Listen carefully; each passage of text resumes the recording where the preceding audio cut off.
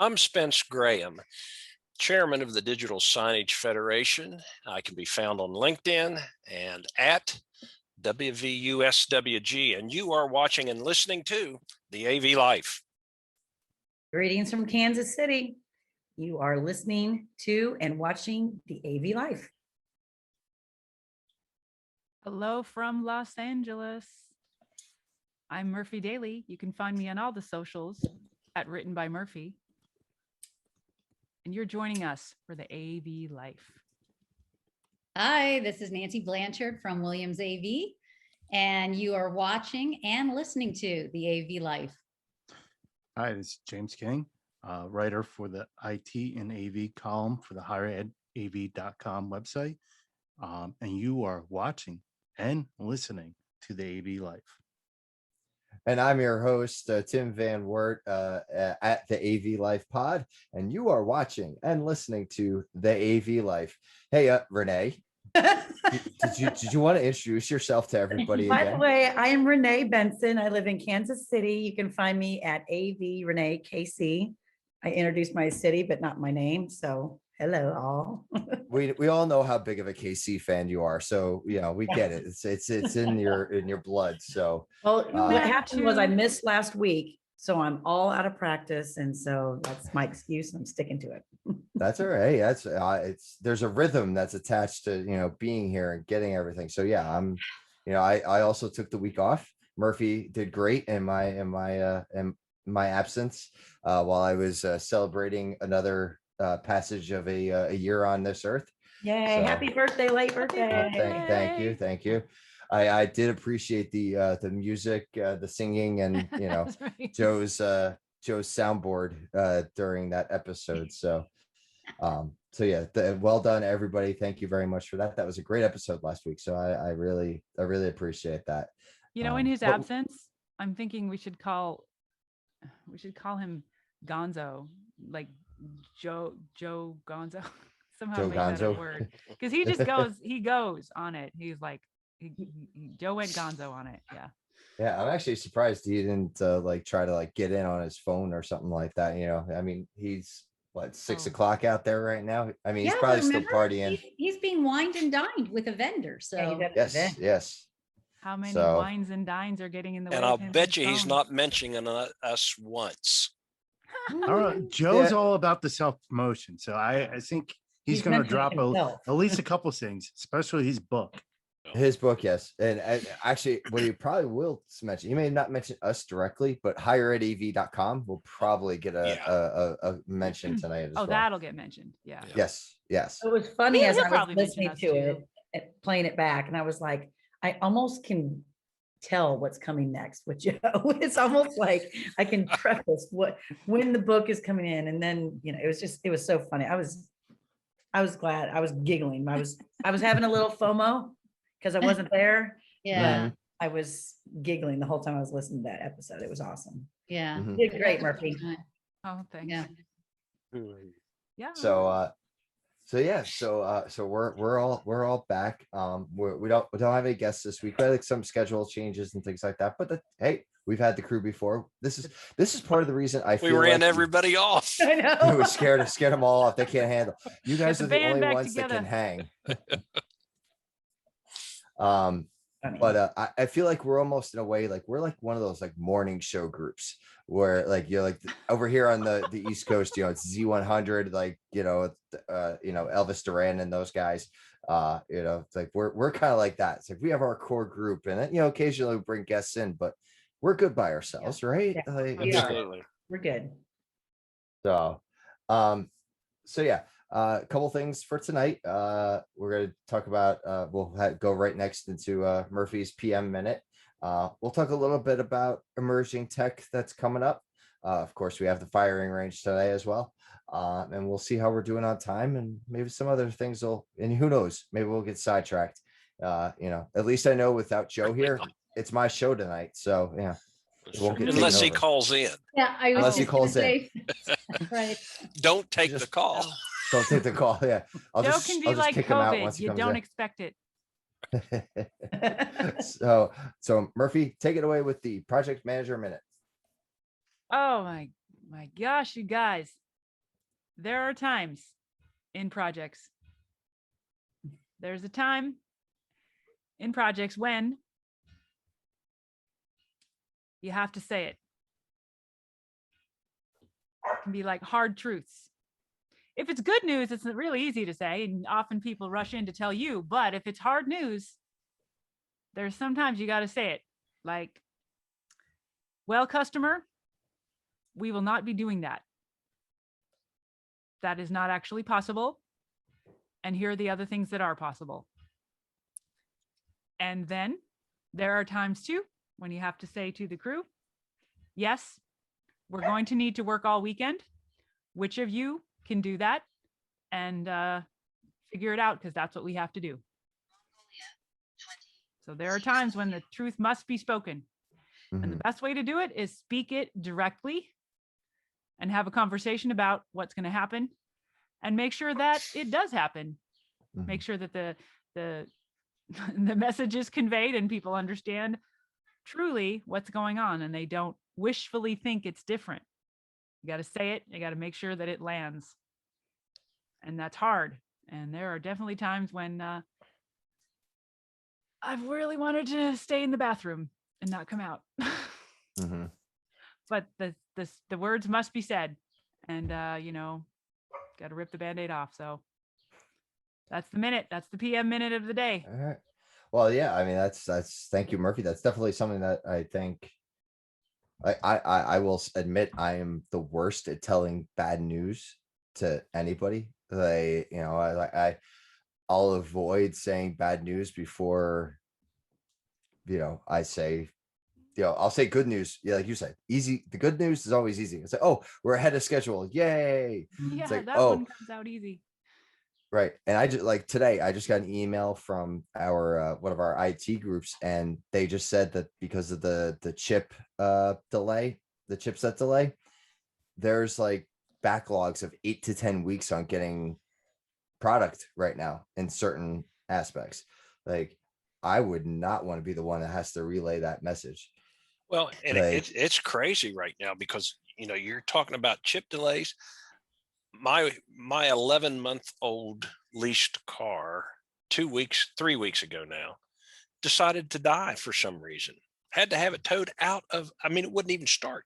I couldn't even unlock the thing, and it was only a brand new car. So I get another one. And the only reason I got something I didn't really want to get, the reason being is apparently this chip shortage is very broad-based in the auto industry as well. From the standpoint of, they said that they usually, where I get my automobiles, they usually have over 400 cars on the lot. They had less than 100.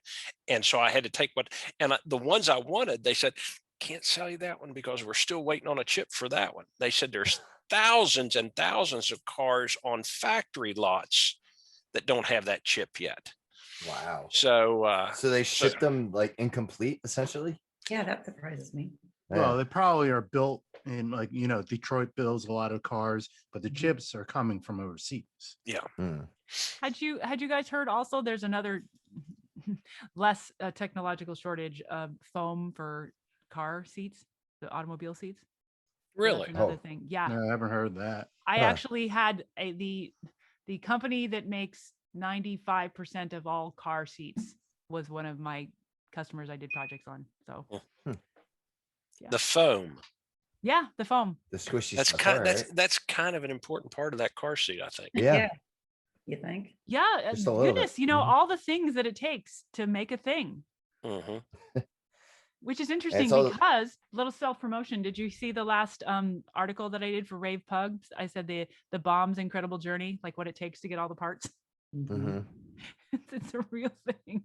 Funny how that comes to fruition. Yeah. Yeah. Hmm. And it's Oh, yeah, amazing the things that are having issues, right? Like it's Mhm. it's kind of random, but this chip issue is going to it's going to get worse before it gets Yeah. better. I think. Yeah, that Right. 8 to 10 weeks, I think, is going to be. That's Well, what. Yeah, that's right. That's right now. Like, that's not. Yeah. And while we're at it, let's make weeks, sure we you know. keep fighting with China, right? No. Oh, Or you is this- went there. Well, here's Mm. all right. Well, here's an argument. Does this mean we should start making these things here in the United States? There's a novel idea. What an Mm. idea. What a concept What? that would be. What? I mean, I know universities have small IC labs. You know, that's something that you can do at a university. What a But great we don't idea for make- trade schools too. Yeah. Yeah. I mean, it's. I it- agree with you. I- Let's well, put those I- kids I- to work. So, James. that's right. great. Like, I don't have a problem like buying things from overseas. You know, I mean, if as long as it's reasonable and like, you know, I America's can get getting our parts cut. as long as I can get parts. Right, exactly. But I also am a fan of keeping things in the United States as well. So there's you know, if there's an opportunity right now for us to create more jobs, create more skilled workers in that respect, and create the products here and have them available. Like, you know, we don't have to worry about the Suez Canal getting jammed up for a week, you know, because somebody Oh, that decided was to go funny. drifting in the canal. You know, it's like, But you did You'll- hear, you'll right, be that here. they've been fined? I think it's like Oh, $1 yeah. billion. Oh yeah. something like that. And they won't let the ship go until they pay or work out a payment. Yeah. So the But ship has been moved. It's just not allowed to finish. So all that Yeah. product is sitting on the ship. I I do think. one of those pre-authorized check plans at their bank probably to where, you know, they deduct $20 a month to. Yeah, get a payment plan, interest first. So I'm So- gonna post some checks here. Just it's Yeah. just wait. I'm all for bringing manufacturers back to our country, but the thing is, we can't economically I think you're right. because I mean, you gotta think about it is if you look at it as a business sense and take the legal stuff out of the equation of, you know, child labor, all of that out of the equation, China, even though everyone knows I'm not a big security fan of Chinese companies because some of them do shady stuff, not all of them, but some do. But they can manufacture chips and silicone much cheaper, much quicker than we can here. So our devices, we're already sitting there complaining, you know, you're dropping almost a grand on a cell phone. We have to make those chips here. You're looking at maybe 2-3 grand for a cell phone. Do you guys really want to pay that? Where's the Just- glass? yeah. Where's the glass made for cell phones too? Yeah, I actually don't know about that one. But Yeah, I think I think that, that's overseas as well. yeah, think so. probably all the parts are. But it's you know, I think that it's things are simple going to have economics. to get more expensive. They are going to have to get more expensive, and they are going to have to last longer because the current model right now is dropping $1,000 on a phone every 2 years. It doesn't have to be like that. It That's could so be insane. different. And one of the reasons it's cheaper is because China does not have as stringent laws of not polluting. That's part of it. That's yeah, I Hmm. agree. There's a lot of factors. And even another thing they do is child labor. Not all companies, but that's another thing. So, and also they don't have the minimum wage requirements we have here. So Unions. that's unions Unions, is yep. another Mhm. thing. So there's a lot of factors that make it cheaper. But again, like I said, is economically, I used to be a huge like, let's do everything here, but sometimes it's not smarter. It doesn't make sense. I But- mean, think but- about but- it. If you're a bakery and you're selling cookies and you want to also sell ice cream, but you're really good at, you know, making your cookies, but you're kind of slow and okay at making ice cream. But you know, Tim can really make ice cream, but you start buying from him and selling the ice cream at a profit, you know? Yeah, but It's Tim's a going lot to get easier. cocky. Tim's going to get cocky. And if everybody says, "Oh, Tim's the only way we do it," then some young, you know, some young person going to go like, "Wait a minute, I can come up with something better and undercut it." So if Right. I agree, Well, Jim. that's I agree, economic. James, that- Yes. Well, I agree, James, that there are definitely reasons to like have it spread out, have manufacturing spread out. But those reasons should always be under consideration. Like, is it still true? What if we try this? What if we do this? Oh, Yeah, And but, things yeah, change but all the I time. think there should be a trade-off between cost and longevity. And we talk about that return on an investment. Like it's always about that. You know, it used to be like I had a dryer here at my house when I first bought the I was house. just The getting ready to say dryer the was, same thing. yeah, it was like 25 years old. Like, and it finally went like 3 I years just- after my wife and I were here. I just had the same thing happen probably 6 months ago. Bought a new gas range 6 years ago, or yeah, 6 years ago now, but at 5 years and 1 month, Yeah. 5 years, 1 month, the thing craps out. Mhm. I had the guys come in here, Lowe's, got it through Lowe's. So they had the local, repair guy come up 25 miles up the road to, before it's all over with, over the course of 4 weeks, put 3 brand new different boards. Now, I don't know if you've ever looked inside that. It's just one circuit board, right? Mhm. In a gas stove, what goes wrong in a gas stove? It's pipes, gas. They don't even have to provide the gas. They just provide the pipes, right? All right. Couldn't get it running. All right. And they say, well, it is out of warranty. I said 1 month out of warranty. 1 month out of Mhm. warranty. That's my Like, luck. hey, Yeah. back Okay. that up. Yeah. And I said, 5 years. They said, well, that's about what they're manufactured to their lifespan. I said, you know what? I can take you up to my mother's house just 500 yards up the road here.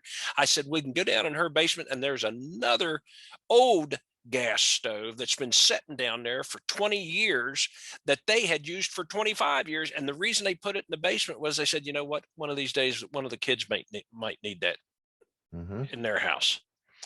And they worked. I guarantee you could hook that stove up. Oh yeah. I just threw out Thanks. a pilot lit stove that was easily from like Yep. 1955. Like it was like original to the house. Like that's how old this thing was. And they moved it down here because they needed the previous owners, they needed more stove space to cook, especially, in the warmer months. The basement's a little bit cooler, so it's not so bad. But I didn't use it, but it still fired up and it still kept temperature at the appropriate level. Yeah. So And they you don't make can't- things to last. That's like Mhm. automobiles. It's Mhm. everything. And I get it.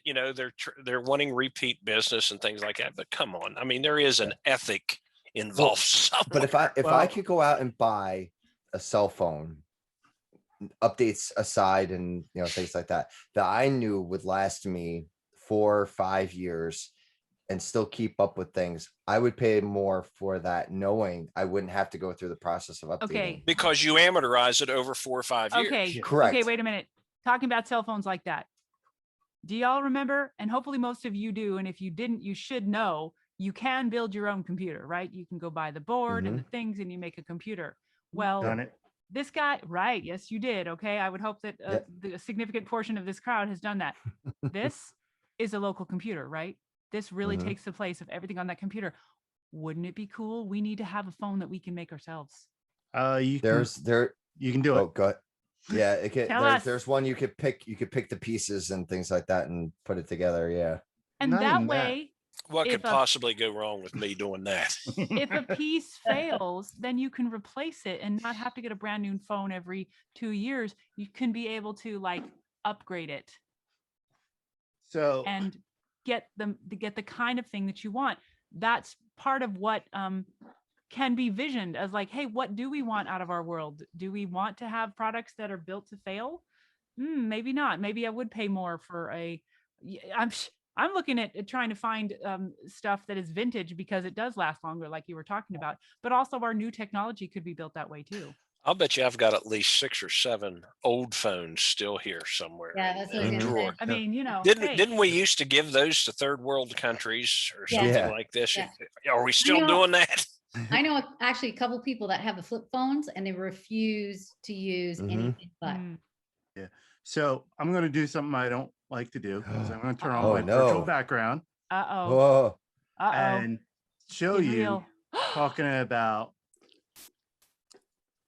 Oh, Oh wow. This Oh, is, yeah. for those who aren't watching, this is a $35 computer. Mm. Raspberry Wow. That Pi. Raspberry Pi. Mm. Raspberry Pi. And I've actually done multiple projects with it. It keeps changing. It first started out as a aquarium controller. So I actually could turn on lights and power outlets and read temperature of my water. I was working on other things with it too. But then I was making a HTML5 project to learn on. So you can make that a cell phone. Oh, yeah, People I'm gonna make say, those You can buy a gaming Pi for what, 35 bucks or something like that. about Some of 35 these bucks. Arduinos are about the same. Yep. I still am not done with my Arduino project, but yeah, you can do stuff like that. But Yeah. it's a question of how much, you know, Time. how deep a dive you're going to make and how much time you have to educate yourself. Oh yeah, it takes time but you know what? It's worth it if you want to build something that lasts. Mhm. Mhm. Yeah, I'm on. And that you know the ins and Mail- outs of. In May, it'll be 4 years that I moved into this house. They have been out here twice to fix my refrigerator. It's brand new when I moved in. Mhm. And I was talking to the guy and he's like, oh, those boards you're talking about, they replaced the whole board in the back and twice. Mhm. And now I'm out of warranty, right? Now I'm out of even the extra warranty I bought. And I'm like, how much is the board? Yeah. You know, because Okay. we all know in 2 years that thing's going out again. I'm like, I I had- had my mom's house who's had that thing since I was a little kid, and that thing is Mhm. still again. Mhm. I had a refrigerator that kept having issues, and I did smaller things that made it. I don't know if the board itself, if your refrigerator's board itself is a problem, but doing things that would optimize, like making sure that I cleaned out the dust, and I spent Yeah. some time with YouTube looking up like how you repair things. I've repaired my dishwasher several times. I didn't know that it needed repair because they don't tell you. They're like, oh, just new Yep. one. That's So why I you pay learned- a repairman. Yeah. I'm like, I'm not paying a repairman. I'm going to figure out how to do this. And I did. And like, oh, now this, I My would've ad- thought I had to repair it if I didn't. Or had My You to know old- do it manually. why this is why we have Furwick devices like these refrigerators and the cars? Mm. Because we want our tech. and we want our We want our convenience. refrigerators to tell us Yeah. what food's in there. And I want we- it cold when I want it Yeah. cold. So we want our cars with GPS. How many? Yeah. I mean, the old cars came with maps. Mhm. Well, know? going back to what Oh, going back to what Murphy was saying, I'll never forget. I had an old Subaru GLF. It was a 1981 there, and it was a nice little car at the time, 5-speed. And all of a sudden, I knew that it was probably a fuel pump there. And so I have a dear friend that he was my first friend from first grade, still best of friends, just lives over the hill from me here. But he's always my shell answer man when I have a problem. So I called him and I remember he came up there and I said, I think it's the fuel pump. I said, I don't even know where the fuel pump is. He said, it's down there kind of inside your running board of the driver's side door. I said, oh, really? He gets a screwdriver out, takes a couple screws out, lifts it out there. Next thing I know, he's lifted this little small fuel pump. All it does is pump gas from the tank up to the carburation part. And I said, he starts whacking on it with the back of the screwdriver, right? And like I Did you say, do with CRTs? yeah, he's one of my best friends, and this sort of stuff. I said, you're going to bust that thing. He looks at me. He said, it can't get any broker. so like going back to what Murphy says, you get on YouTube. YouTube can be your friend. I've fixed a lot of things off of YouTube. So that goes in line with probably one of the best advice I ever got when I started to get into technology. I was in high school. I was taking a course for the high school, A+, and I knew some technology, but I wasn't that great in it. I was talking to one of my friends in the class, and he's like, you got to play with it. And if you F it up, not to do that again, and you learn how to fix it. That's right. And since There you go. then, I tore things apart. And like I say, you F it up, not to do that again, Mhm. and you learn to fix it. It depends on how big of a F up that it is, though. Yeah. So, Well, at least you So- always learn not to do it again. right. That's what happens when you go to the school of hard knocks, right? Yeah, well, yeah. Grow up learning how to take. care Or of- if you've done any kind of trade shows or anything like that, you're getting a booth up or something like that, and something's not working. You better be creative real quick, because you got a Mhm. lot, about 20,000 live audience members coming Yeah. down the aisle in a few minutes. This Well, is and I making think me want to that's part take my of- daughter up to my 20-year-old Honda Accord, lift the hood and say, look at these Yeah. pieces. Look at Yeah. this is where the oil is. This is where the rest of these things are. She's 12 now, so she should be able to start tracing some cables. Back Yep. when we really change our own oil and do all those things, but. Yeah. Yeah, the art of expensive stuff at troubleshooting. school. And this thing here is called, that's a piece of crap, because that's what Dad always called it when he fixed it. Right? Right. A crap. Yeah. You piece of crap. That's right. But remember, Spence, when you were talking about a couple weeks ago about troubleshooting and all that stuff, Mhm. look how many people come in now to try to fix something or try to repair something, and it's like, well, let's just throw that away. Oh, Let's just bring in the absolutely. new thing and not try to fix this widget. Let's just bring it in there. It's Well, I was going to say, I everything's think I used the example there that we had a significant digital sign that was in front of the ticket office at the Creative Arts Center go down. So I was pushing the panic button. They sent a guy down from Pittsburgh to fix it. And I helped him take it out. We put it on the floor. He took 16,000 screws out of the back of it to get the back off the thing. And in there were 2 circuit boards, probably about that big square each, in this 50-inch monitor. Mhm. And so I'm thinking he's going to get a voltmeter out or something, Next thing I know, he's just taking the 4 screws out of the circuit board. And I said, well, you're going to test it off the line? He said, no. He said, I'm putting a new board in. Mhm.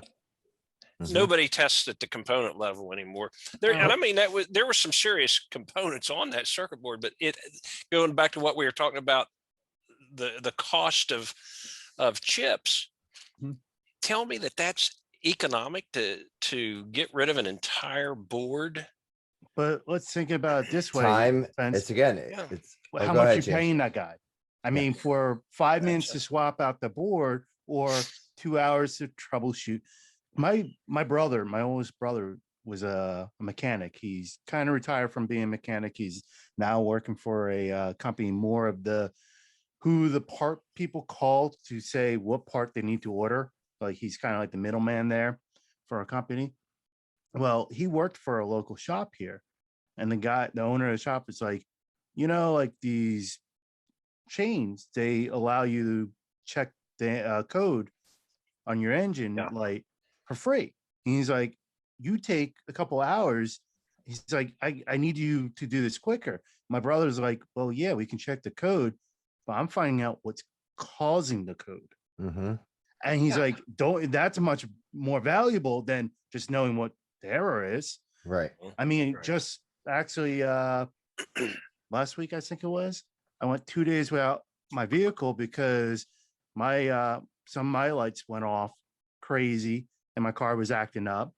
And the Mm. first shop I took it to, again, did it for free, pull up the code. It's like, oh, your ABS, your all-wheel drive said it overheated and shut down, but you should be fine. I'm like, okay, well, wasn't fine. We took it to another shop who actually diagnosed it with what the codes were actually, what was causing it. I had to get a whole new rear hub axle. Wow. Oh, Yeah. that doesn't sound fine to me. Should be. No. Yeah. No, don't worry. I'm probably not going to that other shop again. Yeah, I guess not. Well, but I'm sure Tim and James, you guys are probably do the same thing. When I started out there at the VU, we were hanging and banging our own equipment everywhere, and Yep. you had to know how to do a little bit of diagnostics. You had to, and the thing is this: a lot of it is really starts with some common sense of Mhm. okay, where do I really need to start looking? Because if Right. you're, when you And- small engine repair, is it getting air? Is it getting fuel? Mhm. Is Well- it getting spark? There's only 3 Right. things that can go wrong with an engine, really. Yep. Right. And I And can that's take it something, back I to think. I'm sorry, but when I started ahead, in, Renee. and I started in, my first job out of college was at Gateway Computers. I think it was a 2-week, pretty intense 2-week training. We had to put the motherboard in. We had to slip the video card in. We had to put everything together. And then fast forward, when I got more into the AV side, I was selling things like, say, Premier mounts. Mhm, yeah, I had to put a mount on a projector. I had to put it in the That's ceiling. right. You had to Mhm. put your hands on it, know what tools to use. And I think that's what my struggle has been at this new position, is that I've been virtual since I started, right? Yeah. I've never met anybody. right. And I'm like, I need to plug something in. I need to Mhm. put it here and I need to break it. And I'm a hands-on person. And I think, yeah, so- and I think that's because at a lower schooling level, that different things are being taken out. Like, I think some of my basic troubleshooting in classes. technology, Votech. yeah. I learned a lot from my computer science teacher in high school, but that's also because I volunteered my time to like run network cable and things like that, because she was upgrading the infrastructure on the building.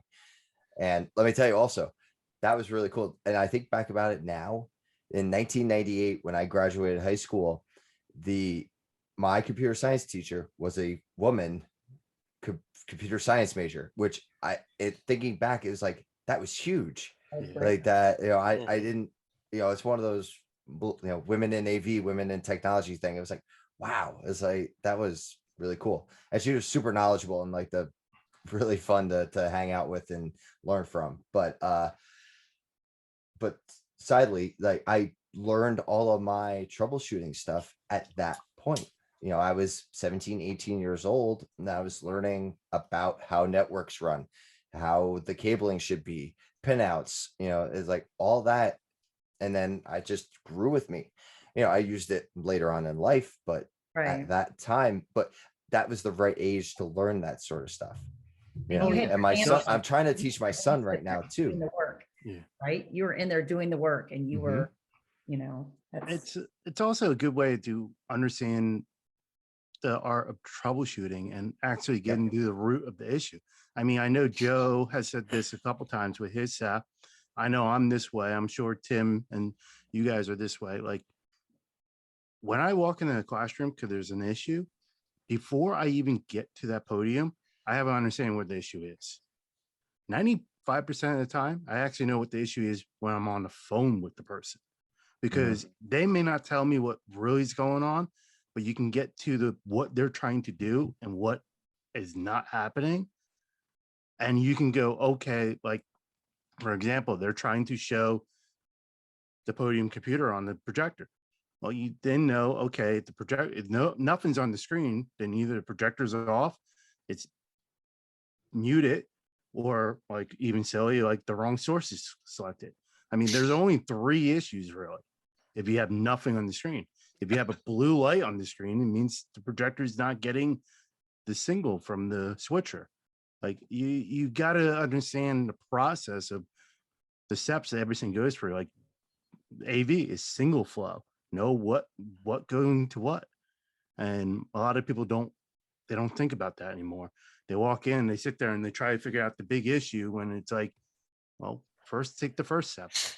Like, let's keep it so many simple. times I had people like, oh, nothing's working. I'm like, well, something has to be working.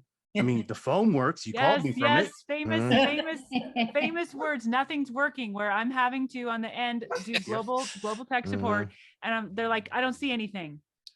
Do you see black or do you see blue? Yeah. Well, I'm gonna say, Black or or is it blue? is it a piece of crap? Is there a light on? What color is Oh, the light? that reminds me, there's actually a famous, I can't find it anymore, but when I was in college, we had to take this help desk course, and the teacher played a audio clip of a real help desk call, and the lady called saying she can't get her computer working. The tech was like, all right, is there a green light on the monitor? She said no. He's like, all right, is there a green light on the tower? She said no. It's like, all right, file the cable on the back of the computer, make sure it's plugged in. She's like, hold on, let me get a flashlight. Ever since the power went out, I can't see a darn thing. The tech reply, Your and problem. this was great. The tech reply goes, all right, your problem is you got to take the computer, pack it up and send it back to where you got it from. Cause you too effing stupid to own a computer. Expect to get fired, but yeah. Like that was a audio clip of what not to say to a client. Mm-hmm. Oh man. Well, yeah. So support the trades, folks, is really I guess what we need Yeah. to do. Support the trades, support customer interactions, because there's a lot, definitely a lost art there. Well, actually, and James, you brought up the GPS in cars and refrigeration and things like that. So what that actually kind of leads us in. What do we think? We've talked about work from home, and everybody knows about the latest things that are coming out from work from home. You know, we all have our ring lights and our huge comfy chairs, which apparently that's the latest thing I've been seeing on Twitter, is that everyone's getting their new desk chair a Darn you, year Chris into the Neto. pandemic. Well, yeah, Chris Neto, I think Joe. did Steve get one too? See, It was somebody else. There've been a couple all other right. people. I that- think Joe got one too. Joe got one. Oh, Yeah. Joe got I was one like, too. we're- yeah. And that's the thing. We're a year into this, and now you're buying the brand new chair for your house. Hey, you know what? I'm I like, used to be on that the would have been remote like, team. Now I've destroyed this chair. It's been a year. I was like, oh, it actually got used for a year. well, Now maybe that's why. Maybe now we've any good chair that we had, we've now put a year's worth of Where our butts Butt implanted time. into it. well, go back to the adding the 2 pounds a month per Oh, person average. Yeah. So that's making The my chair quarantine 15 or whatever. 24. Yeah. 24. Well, I mean, you think about it. I used to sit in this chair 1 day a week, maybe 2 days a week, and now I'm here 12 hours a day, Mhm. every day. So Yeah. Oh, Talking that'll about change. the foam, I need more foam in my chair because I do too. Same here. I mean, Actually, I, I feel like that's- I hate to was- say it, I robbed a cushion from Oh, the yeah. other room to put in this chair because I'm in it all the time now. All right, Tim, you need to work on a sponsorship for our chair company. Well, yeah, Oh, I want chairs and I want sound Joe's going paneling. to steal them from us anyway, so it Yeah. doesn't Yeah. I'm matter. gonna put. Any I feel sponsor like I we need to get. take a pillow and put it underneath my seat to make sure like I'm okay for now. You know, Yeah. so I'm gonna bring back my. I'm gonna bring back my virtual background. There it is. Funny. Excuse me. So yeah, sound paneling, chairs. We need. These are the sponsors we're looking for. But yeah, please reach out to Joe Way if you're interested in sponsoring higheredav.com or the AV Live podcast. There are options available for both. So we are, if you are looking to get your voice, and actually I will say, I'll just as a plug, we are increasing our monthly capacity of people coming in. Like every month has been more and more people coming into the website. We had a And- meeting today about it, and so yeah, And it's they're just gonna get staying better. longer. Yeah, and they're staying longer, and they can get on faster. Yeah. So if you haven't been on the site in a while, go, because it only takes about 4 seconds for the site to load now. So yeah. But that's totally aside from that. So yeah, so what do we think is going to be the technology? Like what do you think we're going to have that's going to come up next? You know, not work from home related, you know, because we've all been talking about that for the last year. Like that's what I was saying. We have our ring lights, we have our chairs, we have our, you know, now everybody has or more people are having boom stands for their microphones and all that. So what outside of our bubble, now that hopefully we're going to be starting to get out, what's next? Hmm. You know, And I know Williams has their new product coming out too. So I know you've got your Yeah. little Yeah. box. So that's emerging. So Yep. you can plug it if you want, Nancy. can Yes, you can. Go ahead. Well, when I do the PSNI webcast on Tuesday, it's called AI breaking the language barriers. So now it's really cool. It's using Google's cloud and their AI platform. And so now you've got simultaneous translation and open captioning. So as somebody is speaking, so you could have a whole lecture and you could have that being shown up on the display. So it's trying to educate people that it's not your Google Translate little app that takes short phrases. This is like Mhm. simultaneous, continuous, and there's nothing really out there right now. So Mhm. we're going in a different directions. Sure, you've got your traditional assistive listening, but now we're getting into the AI based machine type of learning technology. So it's just making everybody feel in the effects of inclusion. So it's exciting. It really is. That's really cool. Yeah, no, that is exciting, Love to especially see for that. those of That's us in higher ed amazing. and things like that. That's, Well, you know, think about we're all the looking for that. Yeah. yeah. So now it doesn't matter what language you speak because you choose the input language, the output language, and now you can communicate. So you have companies, they doing a Zoom call. And now you don't have to worry about having like a translator or interpreter. You just have a box at your site and just a USB mic and person can talk and now you've got that communication. So it's going to make it a lot easier for all of us. What's the latency on that, or how quick does that translate? It's just like half a second. It goes out to the cloud, transcribes, the text comes back. And so you've got to have like an internet connection, obviously, but Right, that's yeah, no, the latency is real low. That's awesome. Language is very complicated, so Right. that's a big deal. Yeah. Yes. And how many different languages, Nancy? 27 and 70 plus dialects. And since Wow. Google, since it's constantly learning, so as Mhm. new languages become available, then the same for us is that we have Oh, access okay. to the languages. Yeah. That's awesome. Yeah. Yeah. Like I said, So it's yeah, for really neat. I was to say for some global universities, that would be a huge add-on for them. So Do you know what somebody mentioned today? Or actually it's in Australia, baseball stadiums. They're looking at it to have the captioning and the translation up on screen for the fans. Hmm. So, Oh, yeah. all right. Right, because written is going to be more clear.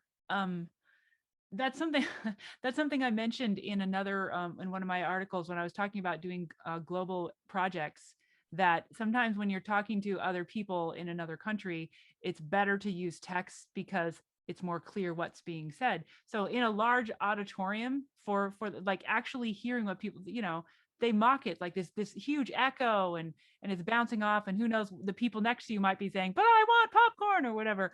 And so if they have it up there, that will make everyone's experience way better. Right. So if you've got students and there's a commencement and you've got the parents from another country and English isn't their language or maybe Mhm. second language, now Or they they're can hard of come to the hearing. commencement and be able to follow along what's going on. Right. Very cool. Yeah. So you're going to see like a lot of AI based. I mean, you read it every day on Twitter, right? All of the postings in every type of profession. So that's the Mhm. big time technology. Is this going to be something for House of Worship as well? Yep. House of Worship. Seems ideal. We've got the court systems, education, health applications. Well, yeah, and since you have the cloud, there's no need to constantly update the dictionary and things like that. Right. So that's No, it's just all done. It's not on the box per se. Mhm. There's no library. It's all done from the cloud. And I just was working with a consultant in BC, and Canada's looking at a mandate for court, like you said, court councils and that to have open captioning. So that's amazing. where's amazing where's times we Dean? live Where's in. Dean when we need him? Sorry, Murphy, you were saying? So what amazing times we live in. Yes, it is. Yeah. Because I know a lot of the software companies, like I know within Microsoft, if you're using 365, like they have their live captioning, but it's hit or miss. Like, so if you it's nice to have a company that works in sound managing detection of the words that are coming out of your mouth, so that I feel like it's nice to have an option like that from, if it's free, but if you want it done right, go to the people that do it. Okay. Well, and how far have we come? What was the name of that software? I have had two different versions of it, where you bought it was on I know what you're talking a CD. You got a headset, Talking about, yeah. and What's what that? was it? Speech recognition. MySpeak or some? No, Dragon. It It was Dragon Speak. Dragon I National remember that. All right. Yep. This is an honest to God story. Now, how far we've come where Google's doing it, and probably doing it because we've got Alexa on in the back listening to everything that we're doing anyway. But I'll never forget, I'd gone to Africa. This would have been about 1998. Spent a month in Africa on a medical mission trip with the church group there, and I had kept a not a journal every day. And so when I came home, and what I did in this journal was some personal observations that I had, a lot of things we had done during that day. So I decided, you know what, I want to put that, I want to digitize that and put it in there. So I was reading on there, and talking about the church service that we had experienced on that particular Sunday morning, with the nationals that we were working with there in that village, and about how how they use the tambourines and African drums in the worship service. Well, when I luckily had proofed it before I printed it off, the tambourines and African drums came out 10 Marines and an African condom. Okay.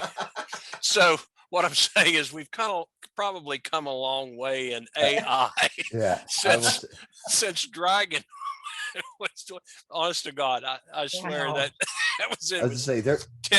10 Marines and an African condom. Well, I will say, my Siri here does not listen to me very well either. So it's even to now, it's not great. Yeah. I love those. I love that meme. It's like, never have I ever written, what the duck in a text message. It's like, so you don't need to autocorrect that. It's like, if I'm saying that. Oh yeah. I mean to say that. Yeah. I actually saw a meme the other day. It was like, the one time I actually meant ducking, you messed it up.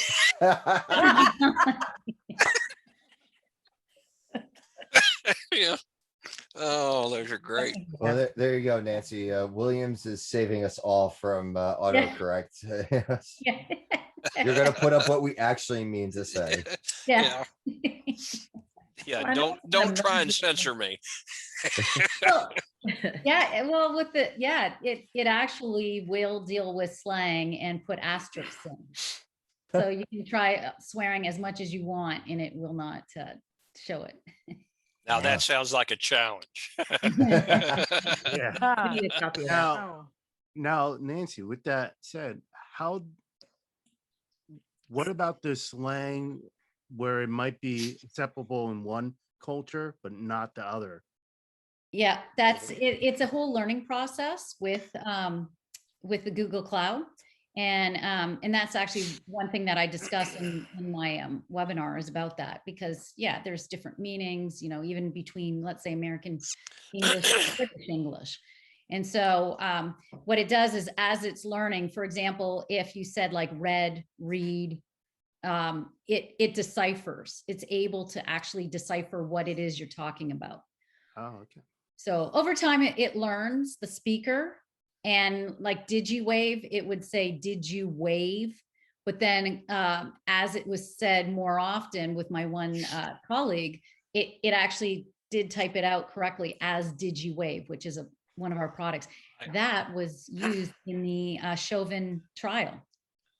Well, I can just see this cool. coming here that this week on on this episode of International Incident Created by by Interpretation. Yes. So sponsored So, by and I- Williams. Well, What do and I you hate to mean say- you just called somebody no good, dirty trucker? Yeah. Oh my, that'll be interesting. that would be, yeah. And I hate to say it though, but this means we're putting certain people out of business or like out of work. Yeah. You know, like No. so wait, is it gonna replace a court reporter though? Like, No. So translators and interpreters, the same thing, but no, because what they're saying is AI doesn't have that emotion. It doesn't have the sarcasm. It doesn't, Mhm. you know, the context of it. So Yeah. You really need a sarcasm emoji. Yeah. it's an alternative. So if you can't get an interpreter in at the last minute or somebody that speaks Farsi, well, Mm. if you have the convey unit, you know, you can automatically be using that. So Okay. Obviously, nobody watched 2001: A Space Odyssey, right? Yeah, that needed a sarcasm emoji. Yeah, definitely. And it's been too long since I've seen that movie. I think it's time to go back. No, and Yeah. yeah, higher quality, paying more for higher quality. Mhm. Sure. It depends. It's got to be spot on. Mhm. I'm Well, not that's what I paying- mean. I'm The not paying translators for that crap. actually can translate like the sign language and the language, sure. But Yeah, but to you know pay what, though? higher, Is sign the language si- the sign universal language- though? No, because No. there's I American. didn't think there's- so. There's American Sign Language and there's other ones. But here's the thing, And then though. there's West I- Virginia. I like watching the ASL translators though, because they are the most animated people Oh you my will God. ever meet. So You you ever know see what? that one? There's who no does- replacing that. Yeah, you see that woman who did the concert for Snoop Dogg? Mhm. I saw Yeah, those videos. yeah. Yeah. They get really okay, I'm into gonna it. Google that. And I think the one that was in Georgia, I think was it Georgia? The ones that have been popping up with like the political stuff, like they've been Oh. awesome. Hey, so they're I made Yeah, friends so- with a sign language translator once. This person did the sign language translation for a university, Mhm. and they're a woman, a man and a woman, and this university would have this translator, follow the deaf students. And they had it wasn't that they stood up at the front in case there's anybody, there were few enough deaf students. So they would just assign a translator to that person. Hmm. And they were very fun. They were very fun. I said, are they always nice? Is you're like attached to one person? He said, sometimes they're jerks. Mostly not though. Mhm. Like, okay. Because that's a close relationship. My Down, Fido, down. Yeah, When so, my- yeah. So, somebody's pup. yeah, one of my friends' mother was one of those Murph, where he would actually be attached to a student who was deaf, and to follow. They were a team basically. So all right, well that's exciting stuff there, Nancy. So that's gonna be cool. All Yeah. right, so anything else? Anyone's thinking about what might be next? Well, you know what I was wondering about is like, okay, so I know like the 5G technology, right? Is that the Mhm. newest kind of technology? But I'm thinking they're gonna have to do something I mean, for the people that are gonna be at home, the kids are gonna stay home and do school to help the bandwidth in the neighborhoods, right? Instead of having 100 people at a call center, people are now, heck, who did I call the other day for tech support? Verizon Wireless. And the guy was in his house, right? So what are we gonna do? Like 5G, I think it's been in the books for a long time, right? They've been planning it. It's been coming out for a long Mhm. time. Yeah. They didn't plan it for this kind of an environment. So it No. has to be, I don't know, 482G has to be coming out here soon, right? I mean, what are we gonna do with that, with the bandwidth that needs to come into? Well, you're talking about also infrastructure. Yeah. Right. To do that, especially when you start talking about smart cities and everything that's associated with that. Going along with that, one of the things, and I'm saying this somewhat facetiously. I think that there's going to be called into question certain of our rights involved with data because you got 5G. Let's say you got a smart city. Well, you can't even work on. I used to. You used to work on your own car. You can't do that now. It's all Yeah. computerized, right? Now goes back to what James was and Tim were talking about there. You plug it in, and if your car's not, you take it to the dealership, they plug it in, they tell you what's wrong with it. But you know what else they find out? They're going to find out everywhere you went. They're going to tell you how fast you drove. They're going to tell you what the speed limit was in that area that you drove. They're going to tell you everything about this, and that's all data that is. You think they're going to keep it for their own? No, they're going to sell it to insurance companies. Okay, Mhm. what's your insurance going to look like one of these days when they say, you know what? Not only we're going to tax you by the mileage that you drive to pay for the roads, we're going to charge you extra because you know what, Tim, you got a little bit of a lead foot. You have a tendency going 47 in a 35. Yep, you're busted. And we can tell you where you were doing that. Mhm. So we're going to have to charge you a little bit more. Those are the things that I think that, it's a double-edged sword when we talk about things like 5G and smart cities. There's a lot of great things that can come, but man is still not pure. So I think that So we will. so you're saying too that there's a possibility of almost like a Minority Report thing where they're going. I'm Well, gonna start. I don't know getting that it would go tickets. that far. I don't know that it would go that far, but you know what? You talk about, I don't know about where you all live, but I can tell you what, Morgantown and some of these surrounding communities that have small police departments and this sort of stuff, how much lobbying do you think it would take to sit there and say, you know what, let us use that data because then that way we don't have to hire another cop to go out there and run a speed trap. We'll Mhm. just time you between these two telephone poles that we already have our gizmos on, or between these, there's already in these major intersections, we have our cameras looking to, I can bring them up. I can bring up a half a dozen cameras right around Morgantown right now. I can know Mhm. what, if it's snowing, I can know what the road conditions are there. Do you think that they don't get more information than just my license plate from those cameras yeah. too sometimes? So Oh, the- NJ 511. I can get almost every roadway with Yeah. that's Mhm. covered by a camera. Same here. Like it's there. Anybody And can go there and see there's it. good things for that. If you have a Mhm. robbery or if you have, God forbid, something worse than a robbery, that's fine. But how soon will it be before we say, you know what, why don't we take some of that day? Oh, James was speeding down there.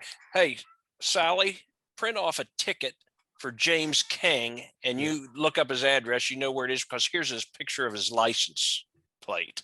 Mhm. So actually, I got a couple of things to go off of it. What was just mentioned.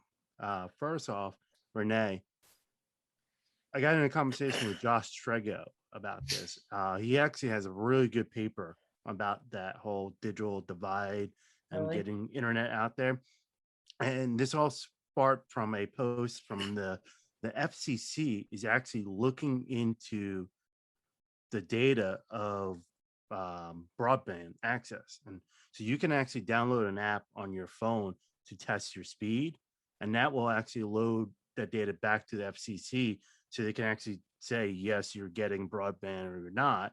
So they can see how many people out there don't have it. Because there's actually very conflicting reports, and I'm sure I'm going to butcher the numbers, but if I recall correctly from Josh's paper, the reports that the ISPs, like your Comcast and all those, they're saying that it's like maybe 18 million people don't have broadband access in the United States. Where when Microsoft did one in their studies, they determined 169 million people in America do not have broadband access. And it's all Slight difference. Yeah, it's all depend. Eh, There's a lot of variables that could play in those numbers. Like I didn't know. One of the things I learned from Josh's paper was when an ISP determines that you have access to broadband technology doesn't mean you actually have access to the broadband. It means that someone in the block that you could be on in their census block has access to it. So they consider you having access. Yeah, it's to a it. kind of internet gerrymandering kind of. Yeah. So there's a lot of like stuff I've been learning from his paper, which was really good. But going to what Spence talked about, I was taking a class called Technology and the Asian Society. It was talking about adapting technology for the elder generation. And the teacher was showing us this video of how connected the technology, and this was, oh, geez, 2005 maybe when I took this course. So that was a long time ago. But it was a video of a guy calling for pizza. It's like, I'm going to order from Domino's. Well, we're in Jersey with the say a pizzeria here, not Domino's, but say, oh yeah. And the host is like, oh, hey Tim, I see you're calling. Last time you here, you got a large pie, sausage. You want that order again? Oh, wait, I see here that your default on your credit card. I don't know if you can afford it, but you did just buy tickets to Hawaii. And also, oh, your cholesterol, That's your doctor, way too much Yeah. information. your TMI for sure. cholesterol is high, that's so none of maybe you their should get a business. salad instead of pizza. Like all this information that Okay, that's all you did was wanted to Uh, order dinner. James, yeah, that they're going to be the next one will be Spence. Your shadow weighs 5 pounds. We're going to contact your doctor for you. Yep. Yeah. Like it's, they, It's a they veggie talk for about you. that. Yep. Veggie So salad, it's no dressing. crazy. What I mean, yeah, it's how much freedom you want to give up. And that's the scary part is thinking about it is we all want to be protected. And to go on that, I really think that's going to be the new technology that comes out is security. There's already a huge push for security for AV and other things because people are, I think, tired of their data getting out. They want the convenient factor, but I mean, let's even take a look at the whole Capitol riot, and all those people are like, "Well, how did the government know I was there?" Because the app they were using showed them they were there. So it's a lot of people are now looking at their data. And then there was one other comment I had. The data, looking at the data. I slipped my mind. Must not have been important.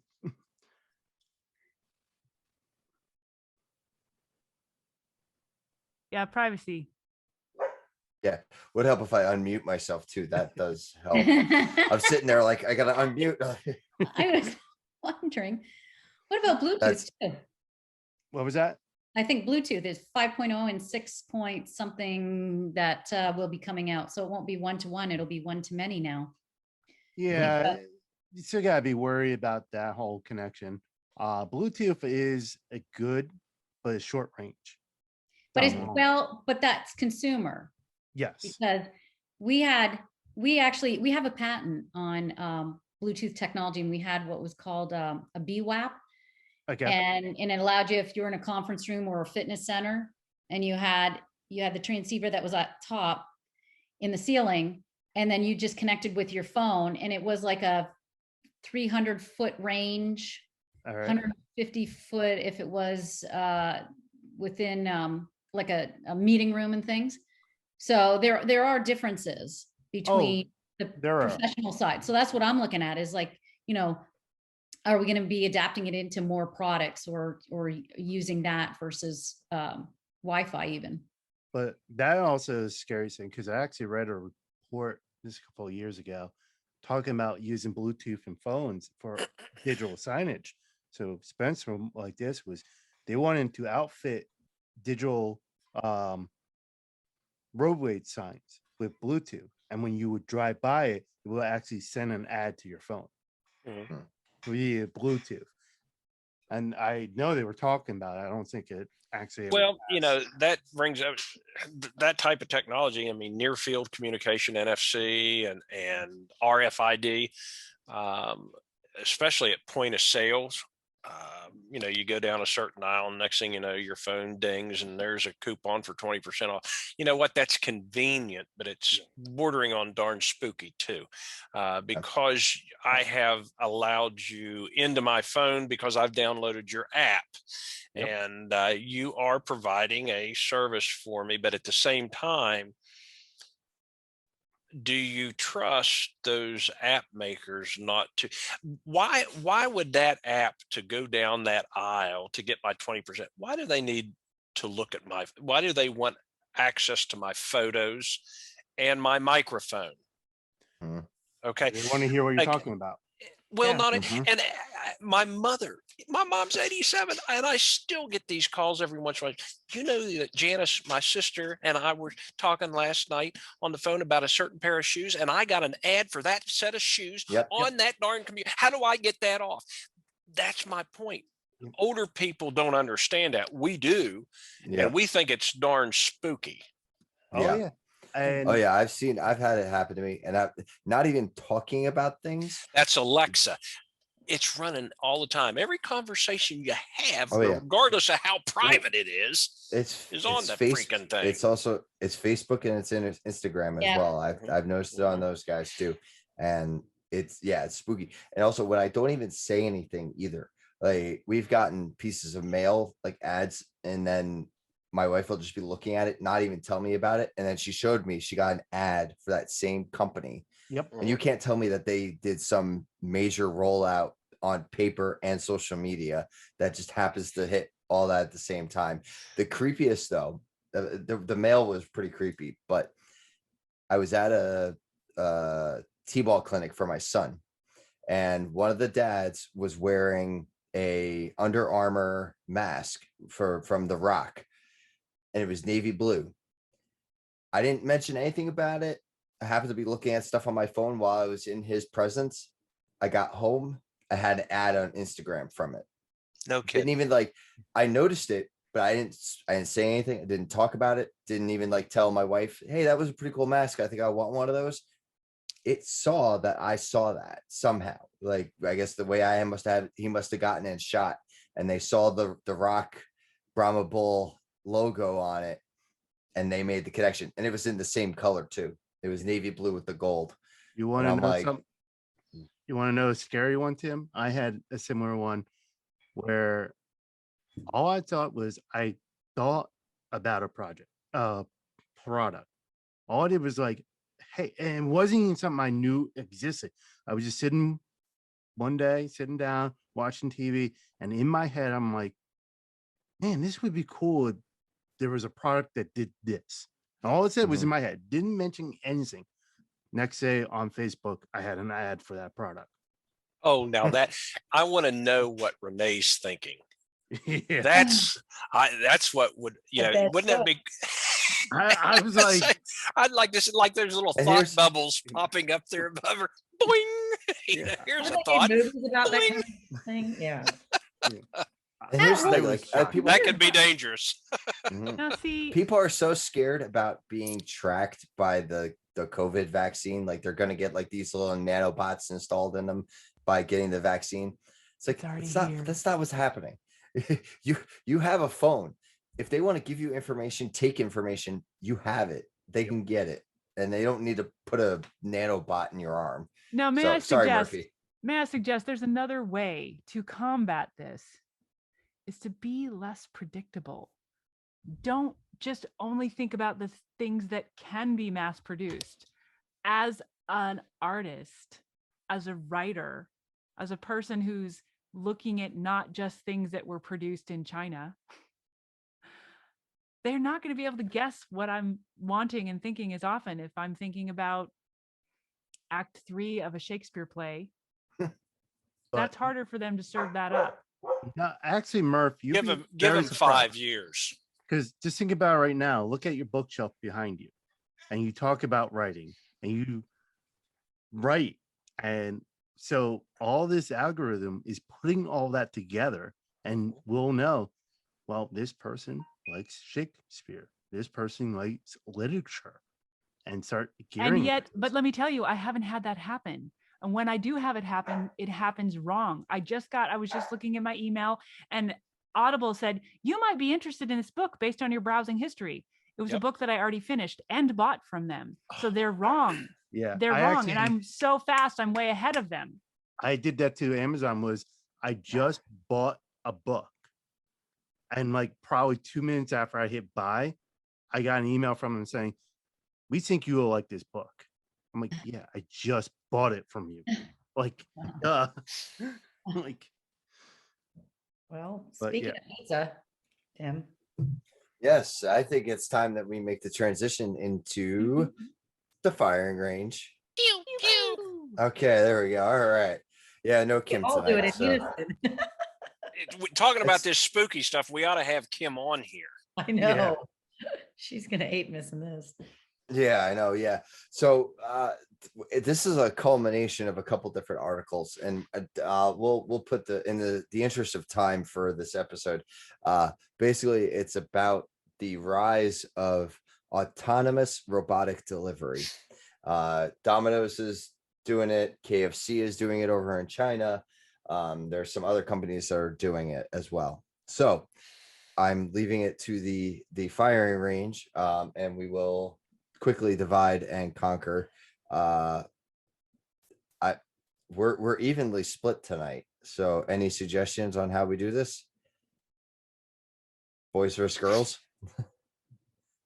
Oh no, No? that's not Okay, very. no. That's not very. That's I sorry. was thinking Diverse. East versus West, but that would fall boys versus girls. But That would still.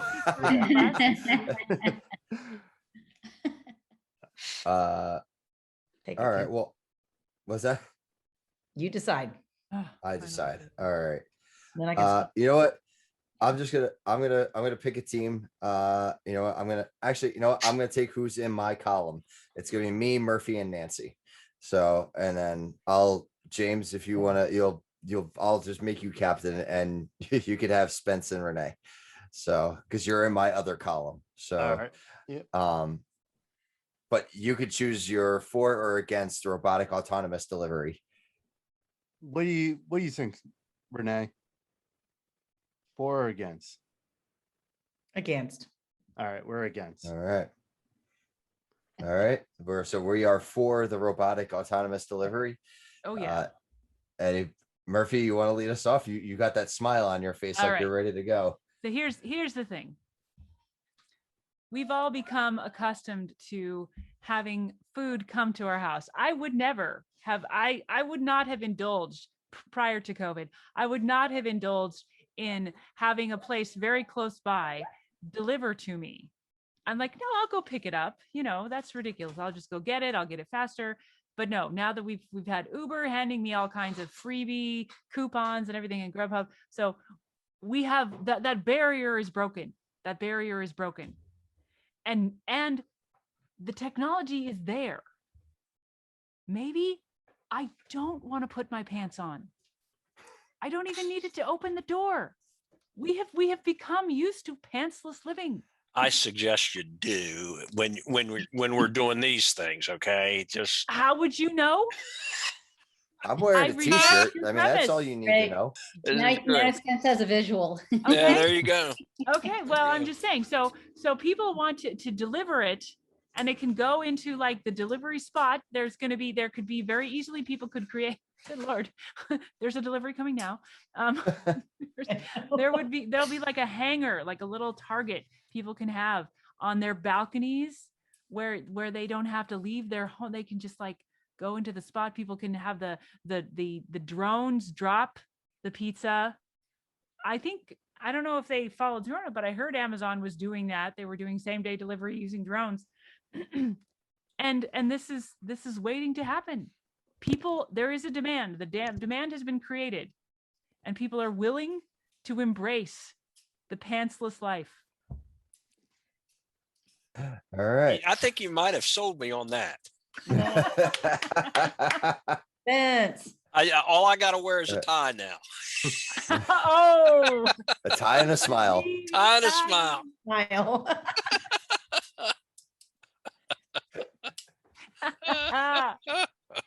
Is The it? full Spence. It's your turn, James. It's All time right. for your team.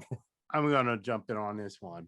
So the reason why I'm against is we all know about the song "Grandma Got Ran Over by the Reindeer," Uh-oh.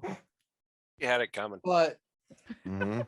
now Grandma's gonna get ran over by these robotic delivery vehicles as he's trying to cross the street because Spence doesn't want to put pants on, so he's waiting for his food to be delivered. At the slot in the door. Yeah. Grandma's trying to walk across the street, and Spence's little delivery robot. Because we know from what Nancy said, AI is emotionless, so it's just gonna go. Is it bad if it giggles when you come to the door to get you? And it's just gonna run over Grandma.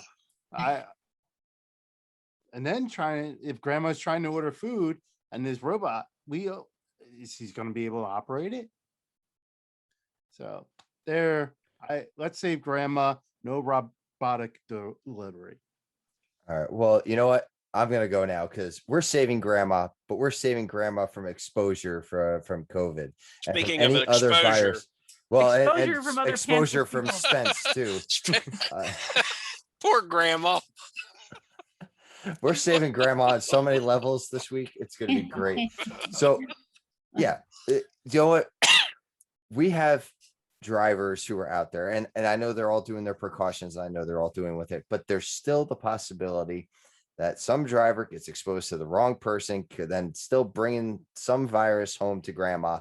Grandma needs to have her robotic, germ-free, sectioned off food delivery brought to her house, right up to her door, where she can With not hand wear her pants sanitizer. with the hand sanitizer, in her UV encased area that, will keep all the food clean. And you know what? Grandma's not going to get run over by a robotic delivery because why? Because of the rules for robotics is that the rule number one, I think, is do no harm to humans. So it would sooner drive itself off a cliff before it runs into Grandma. So they've already thought of that. It's been science fiction.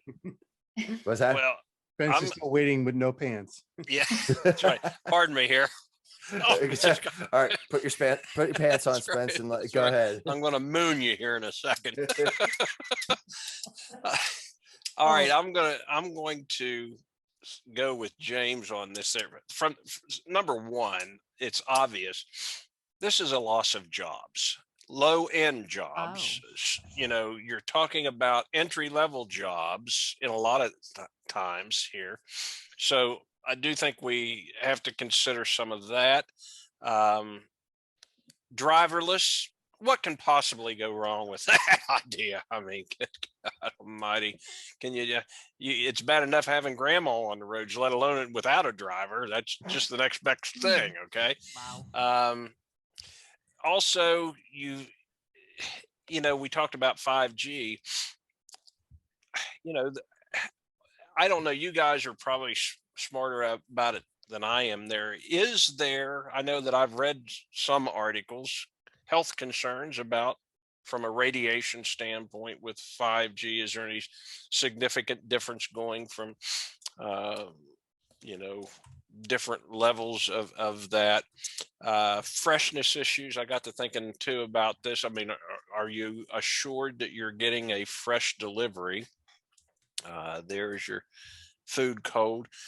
On the plus side, I could see where somebody like Kim or some of the folks that I've worked with over the years would like digital signage all over those delivery buggies and digital out of home advertising. Kim would love that to run the analytics on that sort of thing there. But but then again, if grandma doesn't need that personal contact of a human being, that's okay. Just let the robot check in on her every once in a while to make sure she's still got a heartbeat. Mhm. Robots are emotionless. Mm-hmm. She Yeah. did. You She did. you got his little text. She did. All right, Nancy, you're up.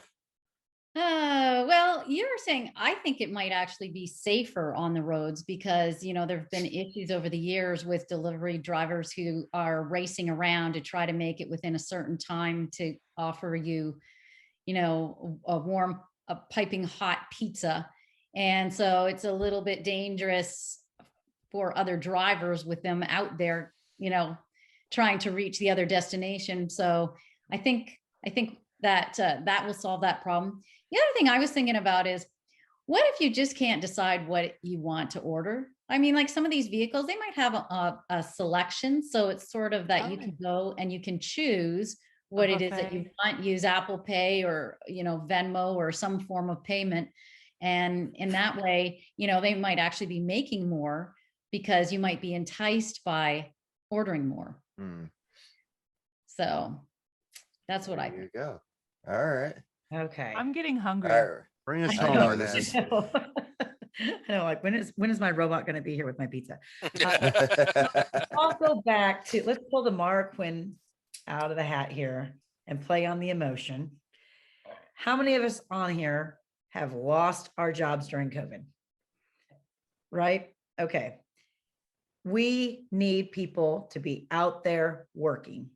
Yep. And even there's so many people that, I don't know, they did Uber, they did Lyft, they did DoorDash, they did Grubhub, they did fill in blank delivery service to get by, to get through. These guys, this cute little guy here in my background, they rely on your tips to help support them, that et cetera, et cetera. They have grandmas they're trying to buy gifts for.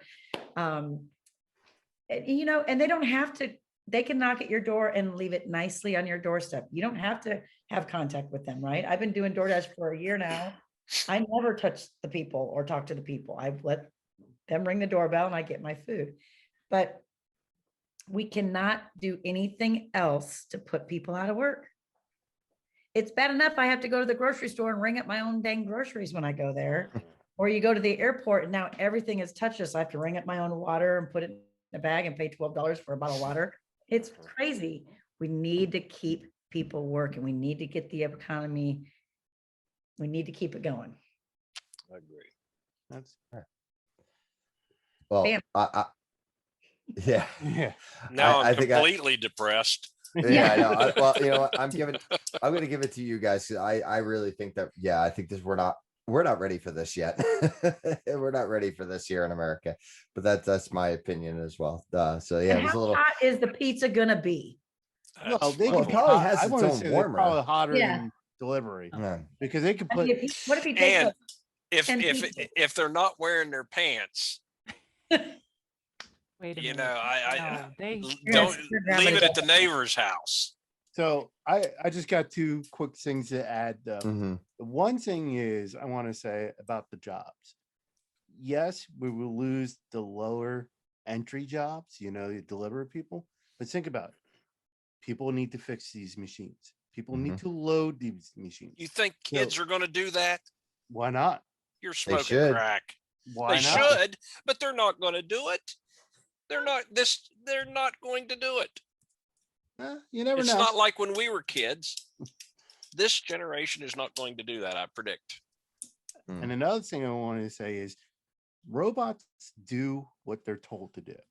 So when you have a person place an order who, they drop it off and they leave, they don't do that well check, where a delivery person might say, hey, something's wrong here. There could be a hostage situation. A robot's not going to know that. There's that whole saying now that the females, you can call 911 and order a pizza, and the dispatcher should know that, you're in a domestic violent situation. I'm sure that you have delivery people who stumble across that as well and, gotten help for these people, where a robot is just dropping off the food and going. Yeah. So there you go. You need to have the human piece to it. So, well, there you go. Yes, even more so that you guys get it. Yeah, the humans need to be involved. We've Mhm. got enough stuff happening that AI is taking over. Yes, this is be convenient, but what do you do in those neighborhoods? Like James said, all those people that don't have broadband. What if the robot loses signal? Does he still, how does he have the directions to your house? Hmm. What if the code doesn't open the door? There's nobody there to help Because you with the A pizza. hole out. in the road and your pizza's on the floor.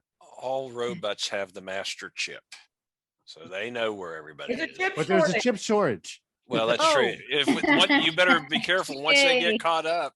Yeah. All Uh-huh. right. That's a Well, good- well, thank you everybody for tonight. This was a lot of fun. I think Was. we did great here.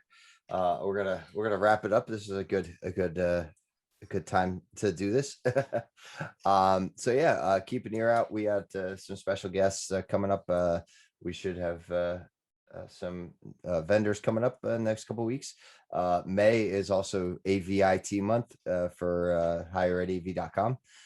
So keep an eye out for some themes as far as that is going. And yeah, so thanks again to the crew, and until our next adventure.